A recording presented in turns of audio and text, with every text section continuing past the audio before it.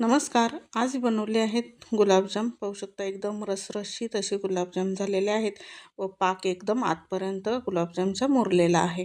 ते गुलाबजाम कसे बनवलेत ते पाहूयात. त्यासाठी या ठिकाणी मी 250 ग्राम खवा घेतलेला आहे. खवा मी घरीच बनवलेला आहे व थोडासा कोमट करून घेतलेला आहे. तुम्ही जर विकतचा घेणार असाल तर थोडासा कोमट करून घ्या. यामध्ये 2 चमचे आपण पनीर टाकून घेऊयात व खवा आणि पनीर एकसारखं करून घ्यायचं आहे. तर यामध्ये मी अर्धी वाटी मैदा घेतलेला आहे टाकण्यासाठी. तर पण मी एकदम तो टाकणार नाही. थोडा थोडा करून मी यामध्ये टाकणार आहे व मळतानाच आपण यामध्ये थोडासा खाण्याचा सोडा पण टाकून घेणार आहोत. पीठ मळताना एकदम सैलसर हातानं पीठ मळायचं आहे. घट्टसर गोळा मळायचा नाही. थोडासा सैलच गोळा या ठिकाणी आपण मळून घेऊ. आपला एकदम सैलसर असा गोळा तयार झालेला आहे.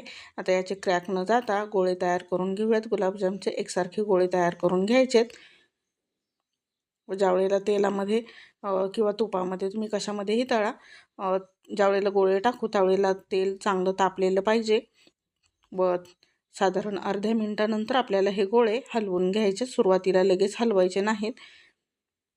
पाहू शकता आणि मंद गॅसवरती साधारण 10 मिनटं आपल्याला हे गोळे तळून घ्यायचेत. गोळ्यांचा आकार ज्या पद्धतीचा आहे त्यानुसार गोळे आपल्याला तळून घ्यायचेत गोल्डन कलर येईपर्यंत. आता या ठिकाणी पाक पाहूयात. गुलाबजामच्या पाकाला काही प्रमाण नसतं, म्हणजे तो 1 तारी किंवा 2 तारी असाच झाला पाहिजे असं काही नसतं. त्यामुळे या ठिकाणी मी 2.5 ग्लास पाणी घेतलेलं आहे व 1.25 ग्लास मी या ठिकाणी साखर घेतलेली आहे.